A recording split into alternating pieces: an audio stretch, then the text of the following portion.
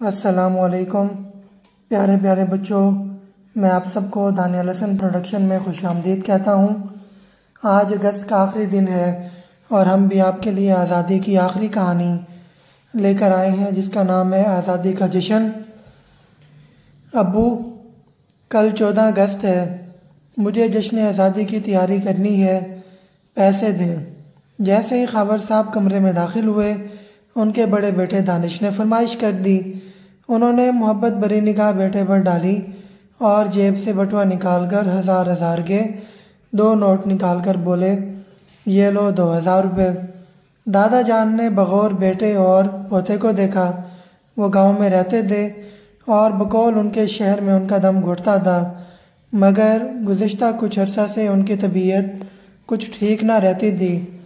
इसलिए खावर साहब के बेहद इसरार पर वो उनके पास इलाज के लिए चले आए थे।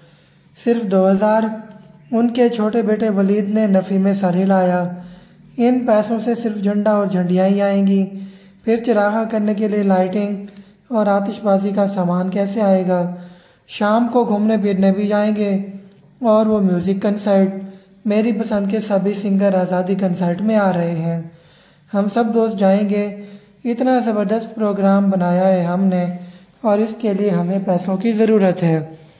वलीद ने दुहाई दी, अच्छा ये 1000 और रख लो, ये भी कम है।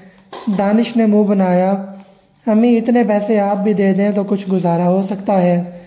वलीद करीब बैठी अपनी माँ की तरफ मुड़ा, अच्छा मैं देती हूँ, लेकिन एक शर्त पर।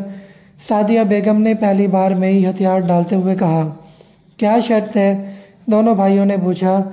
मैं तुम दोनों के इम्तिहानात में A+ ग्रेड चाहती हूँ, सादिया बेगम ने अपना फ़ैसला सुनाया। ओके, दोनों एक साथ बोले और फिर दोनों भाई आपस में बातें करने लगे।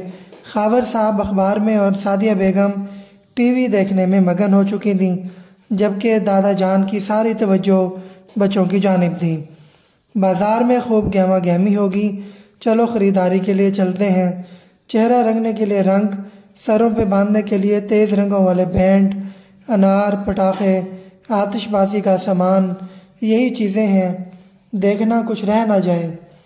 दानिश ने वलीद से कहा, हाँ भैया, वापसी में आपके दोस्त फरहान से भी मिलते आएंगे। बग़ैर साइलेंसर वाले मोटरसाइकिल तो फरहान और इसके भाइयों के पास ही होते हैं। शोर मचाते मोटरसाइकिल पर शहर का गश्त करते बहुत मज़ा आएगा। अरे हाँ, फ़ोन के साथ स्पीकर भी ले जाएंगे। जैसे ही रात 12 बजेंगे हमारा जश्न शुरू हो जाएगा। तेज़ म्यूज़िक, पिज़्ज़ा, फास्ट फूड और पेप्सी।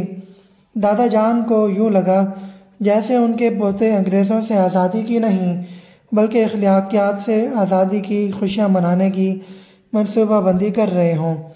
दानिश और वलीद बातें करते करते उठकर कमरे में चले गए। दादा जान की आंखों के आगे अंधेरा सा छा रहा था। दिल में शदीद टीस उठी, खावर खावर, उन्हें बताओ बताओ उन्हें। सीने पर हाथ रखे दादा का ज़ब्त गोया आखिरी हदों को छू रहा था। क्या हुआ अब्बा जान? बहू और बेटा परेशान होकर उनकी तरफ लपके। गज़ब हो रहा है खावर, तुम्हारे बच्चे जश्न मनाने जा रहे हैं, कुर्बानियों की माला पर भंगड़े डालने जा रहे हैं। नहीं अब्बा, यह तो खुशी का मौका है। आज़ादी का जश्न कौन सा पूरा साल रहता है, एक दिन की तो बात है, बच्चे हैं खुश हो जाएंगे। खावर ने अपने बाप को झूठी तसल्ली दी। नहीं खावर, बच्चों को वो सब बताओ जो मैंने तुम्हें बताया था। तहरीक आज़ादी की लाज़िवाल, दिल दहला देने वाली जिदोजहद, वो दिल पजीर हक़ाइक़ गमे रोज़गार में तुमने क्यों भुला दी है? खावर, तुम उन्हें तहरीक आज़ादी की दास्तान सुनाओ। उन्हें बताओ कि आखिरी मुग़ल बादशाह बहादुर शाह ज़फ़र को अंग्रेज़ों ने रात भर गालियाँ देते हुए जेल में डाला और सुबह नाश्ते में उसके बेटे और पोतों के सर काट कर उसे पेश किए। बताओ उन्हें कि ये आज़ादी ढोल और तबले के साज़ों पर हमें नहीं मिली। बताओ उन्हें कि हमें पाकिस्तान का मतलब क्या, ला इलाहा इल्लल्लाह के वादे पर मिली है। इस आज़ादी के लिए 18 लाख मुसलमानों ने अपनी जानें कुर्बान की। इस आज़ादी की कीमत 70,000 मुसलमान बच्चों और बच्चियों की किस्मतें लुटाकर अदा की गई। बच्चों को बताओ कि 1857 से 1947 तक 90 साल में कितने मुसलमान अवाम मुतालबा आज़ादी के लिए फांसियाँ चढ़ाए गए, कितने लोगों की हड्डियाँ जेलों में गल सड़ गईं।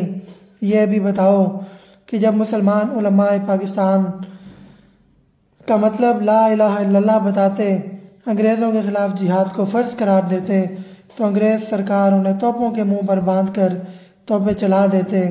इस आज़ादी को हासिल करने के लिए बड़ी गर्दनें कटी हैं।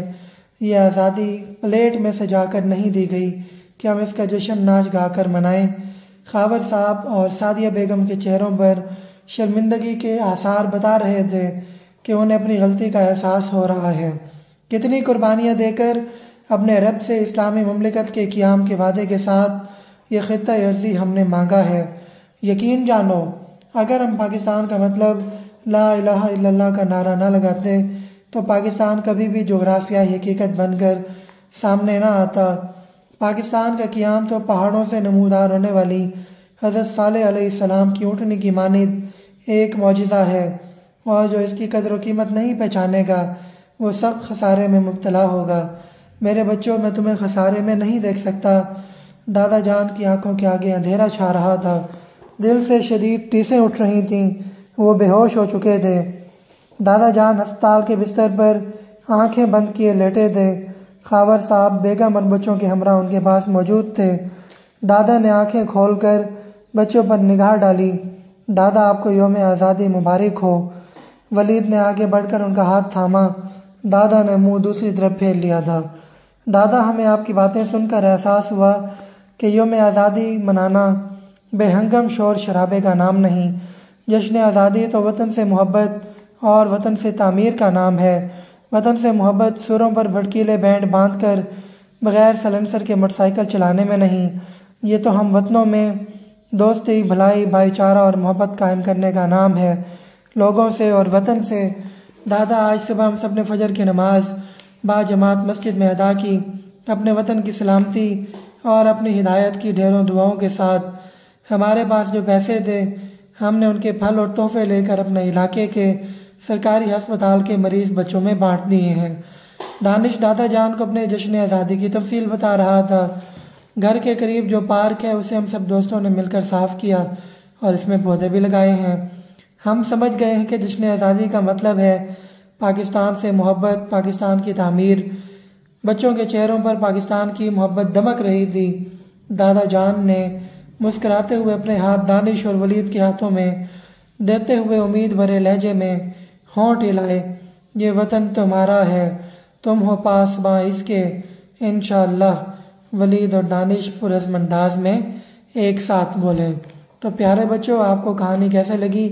कल से इंशाअल्लाह मुतफ़र्रिक़ कहानियाँ हम आपके लिए पेश किया करेंगे। आज़ादी की कहानियों का सिलसिला ये